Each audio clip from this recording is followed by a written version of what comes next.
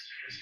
I got the wonderful opportunity to be with Mark on missionary work, more particularly ESC4. And this is a chapter that I absolutely love because it's a wonderful chapter that really describes our responsibility in the church and really describes what all we have to do and accomplish. And so to start off, I just want to read through it. It's only 7 verses, so it's really quick. But now behold, a marvelous work is about to come forth among the children of men.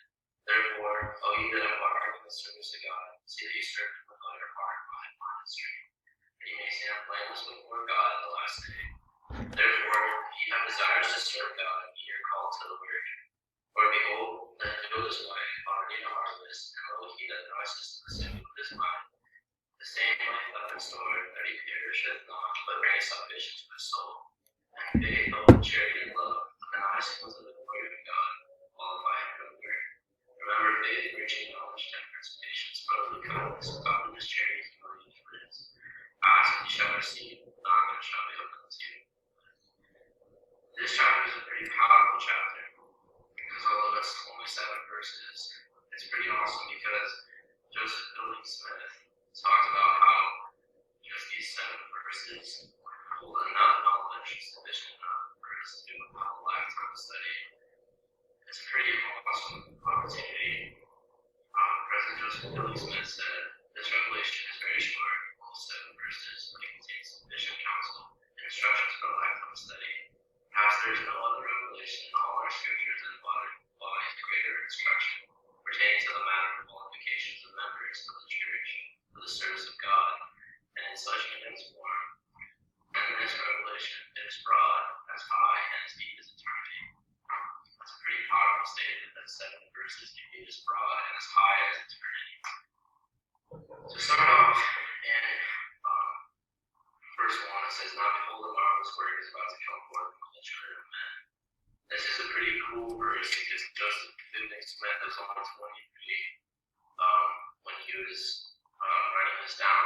The Book of Mormon hadn't been published yet, and he was writing this in there. And it's really cool because it's talking about all these powerful things that we as church members have in this time. We have the Book of Mormon, the restored fullness of the gospel, the organization of the church, the restoration of the priesthood keys, and all the other things that came from the restoration. This is exactly what he's talking about when it says a marvelous work is about to come forth among the children of men. How powerful that is for a 23-year-old to be able to be in the right state of mind, to be able to hear the words, and to be able to write that down so that would be in these latter days, have that revelation. Going on to verse 2, it says, "Therefore, O ye that embark in the service of God, see that ye serve with all your heart, mind, and strength." This is a pretty awesome verse that I really like a lot, because it says that we have to serve him with all our heart, mind, and strength. And let's see, where was that quote? We learn from this command that it is not enough to serve God with just our mind and strength. He who looks into our hearts and knows our minds demands more than this. In order to stand blameless before God in the last day, we must also serve him with all our heart and minds and strength. Service with all our heart and mind is a high challenge for all of us. Such service must be free of selfish ambition and must be motivated only by the pure love of Christ.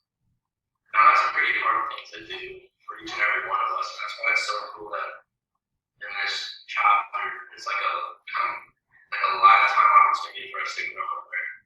Because none of us are perfect, but as we try to humble ourselves before God, as we try to really love him with all our heart, mind, and strength, how powerful it is that we can stand blameless before him at the last day.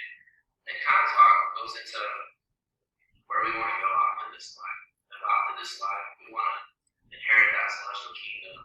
We got to love God so much that we want to stand before him in the last day and show him all the wonderful works that we've accomplished and be blameless before him. And if that's our true desire, then this will be pretty easy for us to serve him with all of our mind and our strength and our mind. Moving forward, it's kind of cool in verse 3. It says, "Therefore, if ye have desires to serve God, ye are called to the work."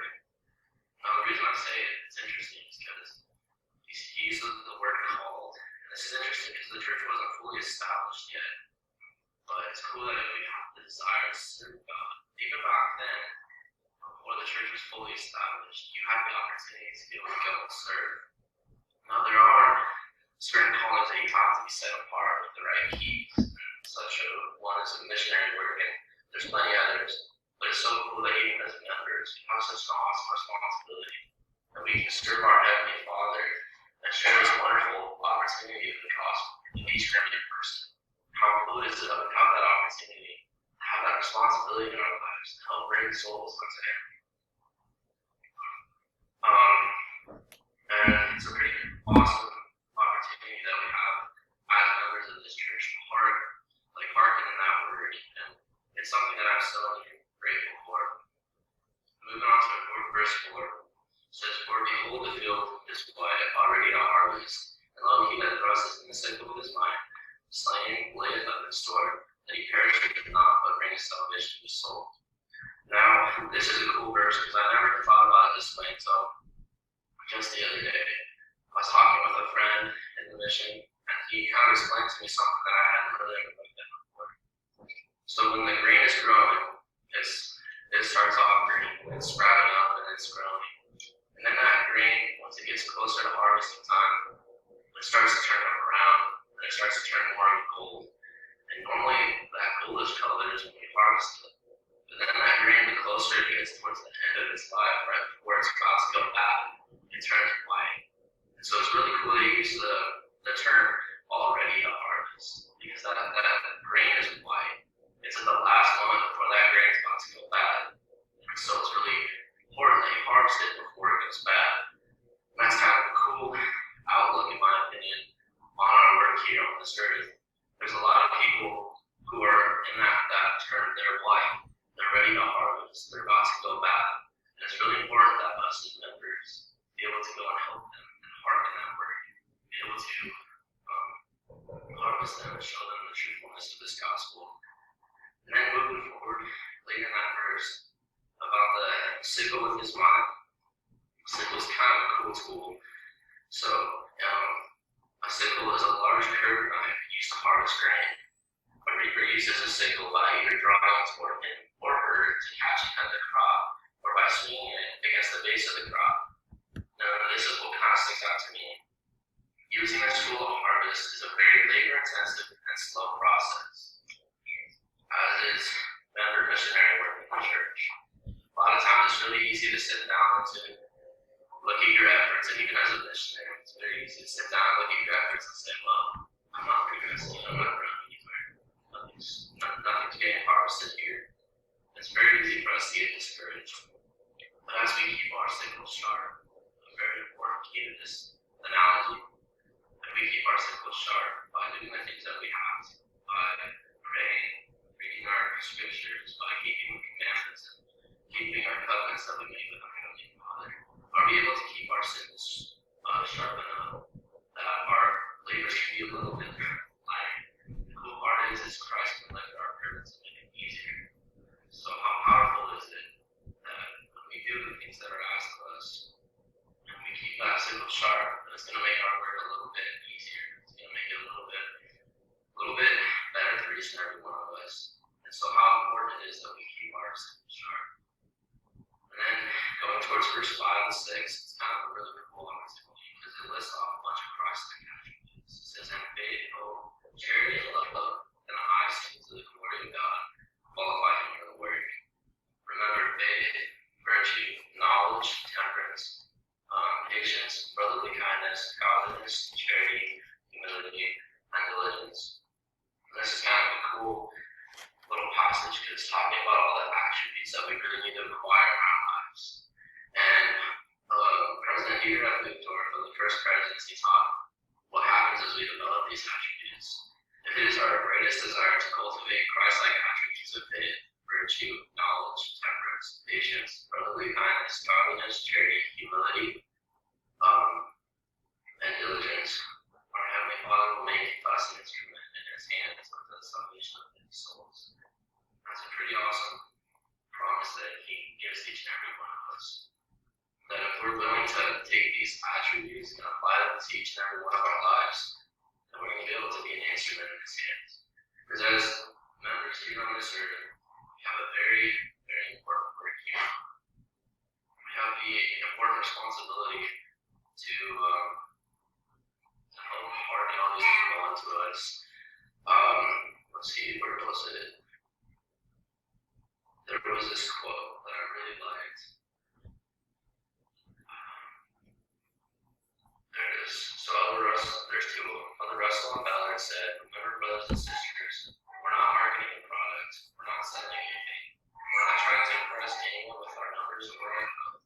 We are members of the restored church of Jesus Christ, empowered and sent forth by the Lord himself to find, nourish, and bring safely into his church those who are seeking to know the truth.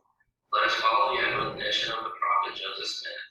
After all that has been said, our greatest and most important duty is to preach the gospel. Then another quote that I really hit home with was Dr. Carlos E. He said, I'm convinced that each time we walk our roads to Emmaus